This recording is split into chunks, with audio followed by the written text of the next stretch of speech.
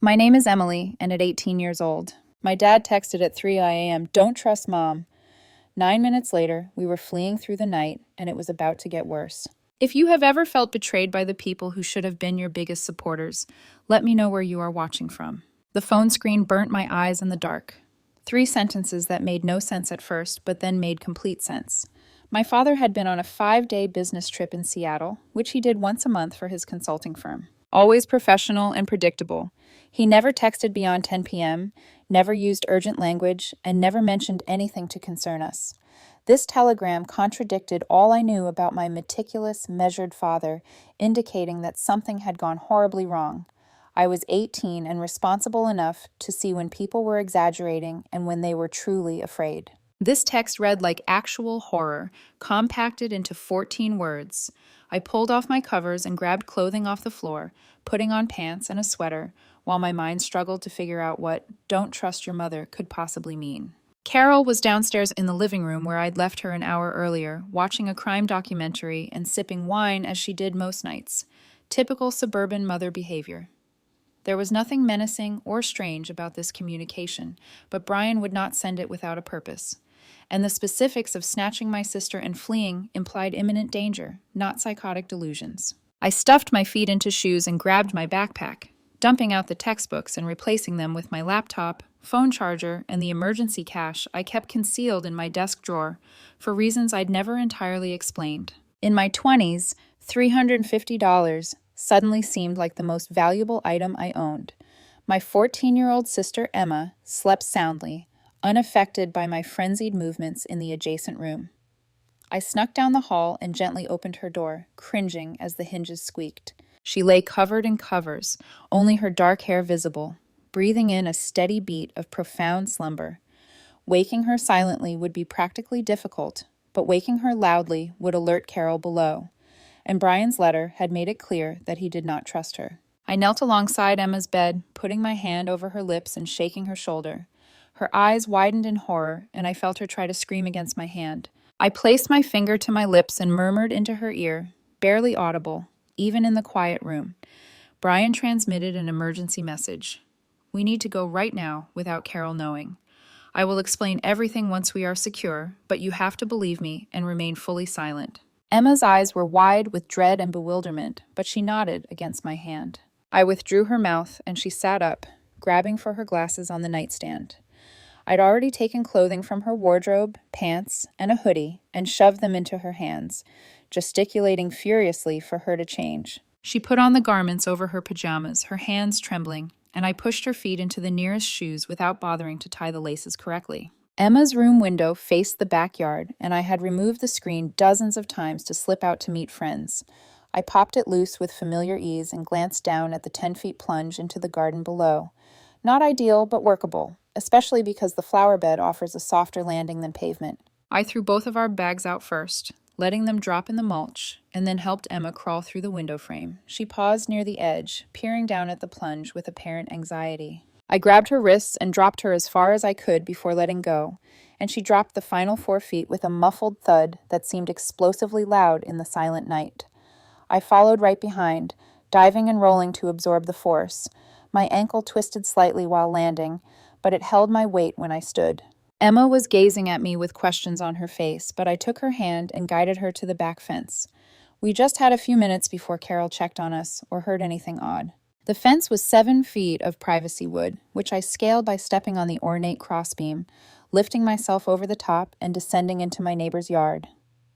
Emma struggled harder with the height, but I helped her get through it, catching her when she fell beside me. We rushed through 3 backyards before arriving on a street 3 blocks from our home. We're both breathing hard. Only then did I take out my phone and reread Brian's message, seeking for things I had overlooked in my stress. The timestamp read 3:05 a.m., which was sent 9 minutes ago. There were no follow-up texts or missed calls. Only those 3 phrases hung in digital space like a bomb. I tried contacting him, but it went directly to voicemail. His professional, departing message clashed with the emergency he announced. Emma was pulling on my sleeve, demanding explanations that I didn't have, her voice rising to panic. I showed her the text and saw her face become pale even in the faint streetlights. "What does he mean, don't trust Carol? What's happening?" I don't know yet, but Brian wouldn't say this unless it was serious. We need to get somewhere safe and figure out what's going on. I was attempting to seem cool and in charge while having no strategy other than to leave our residence. We were standing on a quiet street at 3 o'clock a.m. with nowhere to go and no way to contact the single parent who had told us to go. My phone vibrated with a fresh text. This one from Carol. "Where are you girls?" I heard noises upstairs. Her nonchalant tone sounded inappropriate considering the situation, as if she was pretending nothing weird was going on. Perhaps nothing odd was happening from her perspective. Perhaps Brian's letter was an anomaly, and Carol was truly perplexed about her missing daughters. But I kept thinking about those 14 words, the precision of the warning, and the fact that Brian's phone was turned off. Carol sent another text before I could determine how to react. "This isn't funny. Come downstairs right now, or I'll call the cops." The threat was bizarre, since what would she tell the cops? Her adolescent children had left the house at night. We were not missing or abducted. We departed freely after our father's admonition, unless Carol had a motive to seek police participation or was attempting to push us back under official authority. Emma was silently weeping. The fearful tears that come with being 14 and having your usual life collapse at 3 a.m. I wrapped my arm over her shoulders and continued walking, bringing us closer to the 24-hour convenience shop 3 blocks ahead. At the very least, there would be lights and possible witnesses, providing some kind of safety while I sorted out the next moves. Carol's texts continued coming in, ranging in tone from perplexed to angry to threatening. The convenience shop was practically empty, save for a bored cashier browsing on his phone behind bulletproof glass. Emma and I gathered in the back corner among the chilled beverages, attempting to appear casual, despite being 2 adolescent female Lees alone at 3 a.m. I phoned Brian again and got the same result. Voicemail. His phone was obviously turned off. I tried texting instead, asking for additional information and stating that we had gotten out, but wanted to know what was going on. My phone rang and Carol's name came up on the screen. I waited at it for 3 rings before answering, putting it on speaker so Emma could hear Carol's voice, which was tense and barely controlled. "Where are you? What's going on?" I wake up and both of my daughters are gone. Windows are open. "You're not answering texts. You're scaring me, honey." She sounded genuinely scared and puzzled. There was nothing in her tone that suggested danger or menace. Yet Brian's message echoed in my head. The urgency and specificity that had gotten us going. "Brian texted us," I added cautiously, examining Emma's expression for reaction. "He said to leave the house and not trust you. We need to know why he said that." The quiet on the other end lasted so long that I assumed the line had dropped. Carol laughed. The brittle sound lifted every hair on my neck. "Your father texted you at 3 o'clock in the morning, telling you to run away from me." "That's insane. He's in Seattle at a conference, probably drunk at some hotel bar. He doesn't know what he's saying." But I'd never seen Brian drunk in my life. He barely drank even at parties, and the message hadn't read drunk. It had read terrified. Why would he specifically say not to trust you? What is he afraid you'll do? Carol's breathing quickened over the phone. When she spoke again, her voice had shifted to something harsher. "Listen to me very carefully. Your father is having some kind of mental break. He's been acting paranoid for weeks, saying strange things, accusing me of things that aren't true. I didn't want to worry you girls, but he's been seeing a therapist for delusions. Whatever he told you is part of that. You need to come home right now so we can handle this as a family." The explanation seemed plausible, except for the time. If Brian had been deluded for weeks, why would he send the emergency SMS now? Why did he switch off his phone after sending it if he was simply intoxicated and confused? And why did Carol's voice seem off, as if she were acting concerned rather than experiencing it? Emma's face matched my own hesitation. "I want to talk to Brian first," I told him. "I want to hear from him that he's fine and that the message was a mistake. And then we'll go home." Carol made a frustrated sound, and I heard movement on her end, footsteps, and the jingle of vehicle keys. "Fine, stay where you are and I'll come get you. We'll call Brian together from the car and sort this out." "Where are you exactly?" Every instinct I had told me not to tell her, not to reveal our location until I knew what was going on. "We're at a friend's house. We'll come home once we've spoken with Brian." I hung up before she could answer and turned off my phone. I'm now concerned about location monitoring. Emma did the same without being asked. We are both working on the same frequency of mistrust. The convenience shop clerk was now observing us with suspicion, perhaps thinking if he should call the cops on 2 adolescent females acting strangely in his business. At 3 a.m., I took 2 bottles of water and paid in cash, attempting to appear normal and unhurried. We needed to go, but I had no clue where. Brian's message said to run, but did not provide a destination. Beyond the initial warning, they had not provided us with a safe place or contact information.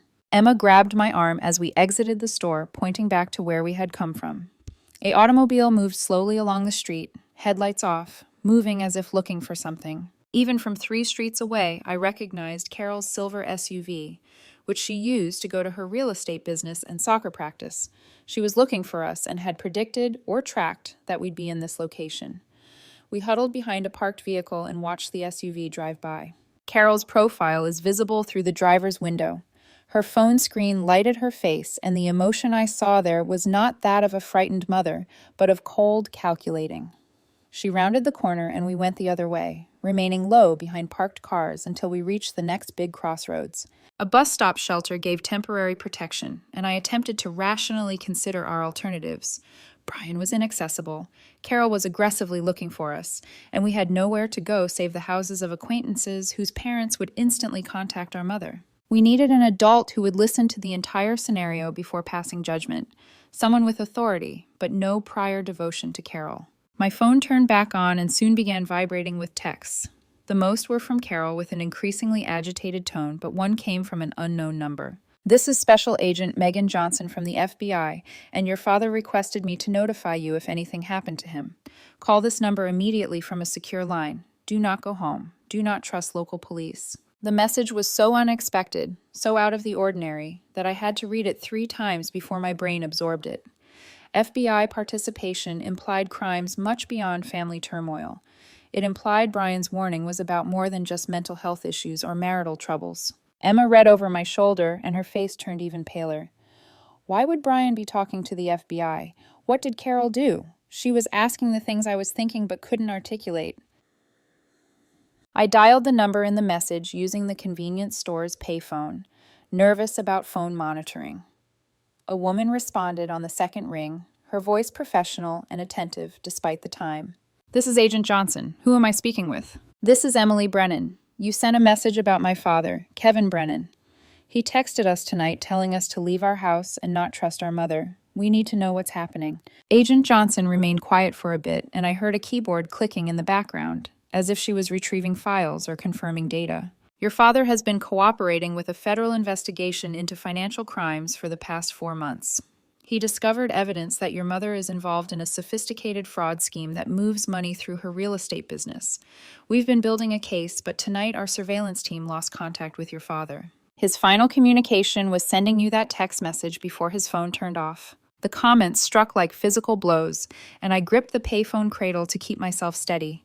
Carol was not only experiencing marital issues or acting strangely, she was a felon under federal investigation. Brian had been covertly working with the FBI to obtain information against his own wife, and something went wrong tonight, prompting his emergency warning. "Where is he now? Is he safe?" Agent Johnson hesitated before responding. "We don't know. He was supposed to check in 4 hours ago from his hotel in Seattle and didn't.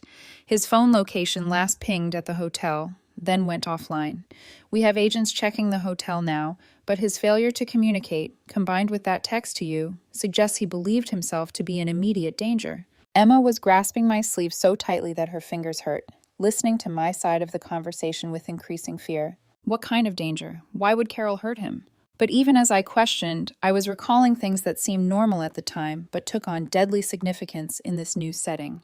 Carol's frequent unexplained absences, her guarded response when Brian inquired about her company finances.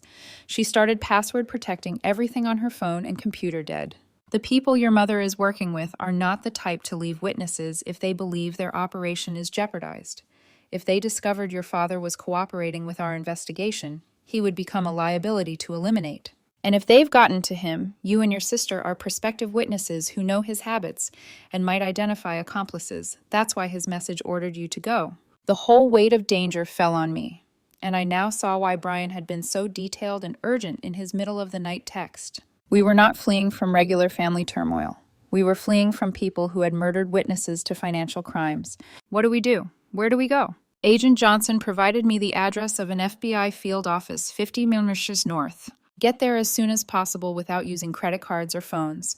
Safe for emergency calls.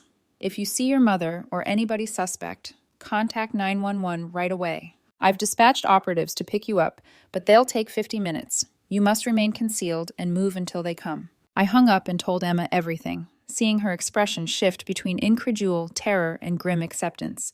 At 14, she was absorbing the fact that our mother was a criminal. Our father was gone and maybe dead, and we were fleeing from individuals who had murdered witnesses. It was too much for anyone, but especially for a child who had gone to bed stressed over homework and friend conflict. A taxi firm operated from the strip mall across the street, so we moved fast, keeping an eye out for Carol's silver SUV. The dispatcher was half drowsy, but she agreed to send a car to our area when we specified a destination. I offered him an address that was 3 blocks from the FBI field office. Even seemingly innocent cab firms make me nervous when I give them particular locations. The cab came 20 minutes later, a beat-up car driven by a man who appeared irritated at being roused for a trip out. Emma and I hopped into the back seat and I handed him cash up front, instructing him to drive cautiously and avoid major routes. He gave me an odd look before pocketing the money and pulling out of the lot. We'd been driving for about 4 miles when we noticed headlights approaching quickly behind us. The cab driver observed, cursed, and accelerated slightly. Someone has been following us since we left. Probably drunk idiots playing games. But I spun around to look and recognize Carol's SUV, which was near enough for me to see her face through the window, set and determined. "That's our mother," I said to the driver. "She's dangerous. We need to lose her right now." He looked at me as if I was nuts until Carol's SUV hit us from behind, flinging Emma and me forward into the front seats. The driver swore again and floored it. Carol smacked us again, and the ancient cab replied sluggishly. We were on a semi-rural road with very little traffic. Exactly the worst location for a pursuit sequence. Carol pulled alongside us, and now I could see her plainly. Her face contorted into something I couldn't identify. She was attempting to force us off the road. Her SUV is heavier and more powerful than the cab. Carol repeatedly crashed into our passenger side, causing the driver to panic and swerve violently in an attempt to maintain control. Emma was screaming, and I was on the phone, dialing 911 and yelling our position and predicament to a dispatcher who kept telling me to calm down and repeat everything. Carol delivered one more strong smash, and the cab spun out, whirling twice before going off the road into a small ditch. Despite the fact that we were wearing seatbelts, the impact flung us about the cabin, and my head hit the windshield hard enough to see stars. Carol's SUV came to a halt, and I saw her jump out, coming purposefully toward our damaged cab. The driver was sprawled over the wheel, stunned or unconscious, and Emma was weeping next to me. I grabbed her hand and kicked open the far side door, hauling her out into the drainage ditch that runs alongside the road. We fled into the thicket and darkness with Carol shouting after us. Her voice carried across the calm night. "Girls, stop! I'm trying to protect you. The FBI is lying. Your father is lying. I just need to talk to you." However, her actions did not match her words, did not match someone attempting to protect rather than hurt. The drainage ditch led to a culvert beneath the road, and we crawled through, it arriving on the other side, muddy and scratched. Behind us, I heard sirens coming. The 911 call eventually yielded a response. Carol must have heard them too, since her ranting ceased, and I heard her SUV engine start, tires squealing as she departed the scene. Police cars came with bright lights, and officers jumped out to investigate the crashed cab and search the area. We emerged from the tunnel, hands outstretched, yelling that we had phoned 911 and were the victims. One cop approached cautiously, hand on his pistol, as his partner checked the cab driver, who was slowly coming around. I explained everything quickly while Emma screamed against my shoulder. The officer was suspicious until I stated FBI Special Agent Megan Johnson's name and showed him the text from Brian. His demeanor altered, and he radioed something coded to his dispatcher before instructing us to wait in his police car while he confirmed our account. 25 minutes later, black SUVs arrived with federal agents who displayed badges and escorted us away from the local police. Agent Johnson was a lady in her 40s with piercing eyes and a look that said she'd seen too much to be astonished by anything. She draped emergency blankets across both of us before guiding us into one of the trucks. "Your father is alive," she responded quickly, and I felt something in my chest relax. "He was attacked in his hotel room tonight, but he fought off his assailant and fled.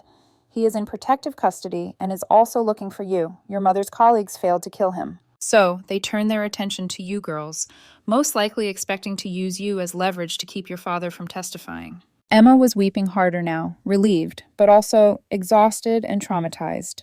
"Where's Carol? Did you arrest her?" Agent Johnson said harshly. "She left the scene before local officers could apprehend her. We have warrants out for attempted murder, assault, fraud, and about a dozen other charges. Every law enforcement agency in the state is looking for her, but she's proven to be very good at disappearing when she wants to." The drive to the FBI field office was a blur of exhaustion and shock. They processed us through security and collected our statements individually, documenting the entire night and Carol's actions. Someone gave us food, coffee, and blankets, treating us like fragile objects that may shatter with severe touch. Brian came around morning looking as bad as I'd ever seen him. His face was damaged, his left arm in a sling, and he moved as if his ribs pained. But when he spotted us in the conference room, he burst into tears and pulled both of us into a protective embrace, causing Emma to sob into his chest. "I'm so sorry," he repeatedly said. "I'm so sorry I put you through this. I thought I could handle it quietly. I thought I could protect you." Over the following several hours, the complete tale unfolded. Carol had been conducting a real estate fraud scam for the past 6 years, utilizing her license to enable money laundering for a criminal organization. Brian found proof of it by accident. Found messages indicating that she was not just participating, but also key to the operation. He had approached the FBI rather than confronting her directly, had spent 4 months surreptitiously gathering evidence while pretending everything was fine. Carol's acquaintances learned of his participation tonight thanks to a breach in the inquiry. They dispatched personnel to his hotel to eliminate the witness issue. But Brian was neurotic enough to have extra locks in place for just this case. He fought them off and fled, but not before sending us the warning text, knowing that if they came for him, they'd come for us next. "She never intended to hurt you directly," Brian said, his voice firm. "She wanted to grab you before the FBI could use you as collateral to force me not to testify. But when you ran, when you didn't come home, she panicked. The woman who chased you tonight wasn't your mother protecting her kids. She was a criminal protecting her operation by any means necessary." The trial occurred 9 months later. Carol was apprehended at the Canadian border while attempting to leave with fraudulent documents and a large sum of money. Brian and the FBI had accumulated overwhelming evidence detailing years of fraud and money laundering, totaling millions of dollars. Carol was sentenced to 30 years in prison for fraud, conspiracy, attempted murder, and other charges that took the prosecution 12 minutes to recite. She never looked at us during the trial, expressed regret, or attempted to explain. The lady in the defendant's chair was a stranger with my mother's face, and I realized for the first time that we'd been living with a criminal our entire lives, unaware of it. Brian testified for 2 days, his voice firm despite apparent emotional agony, telling how he fell in love with someone who didn't actually exist and had been playing a part the entire time. Emma and I are currently living with Brian in a new state under partial witness protection. Not a complete move and name change, but enough security to sleep without nightmares of SUVs hitting our car. We're both in treatment, working through the betrayal and suffering, and learning to trust again. After having our core safety net of family destroyed, Brian is rebuilding his consulting firm and attempting to forgive himself for not recognizing the warning signs sooner, exposing us to danger he had no idea existed.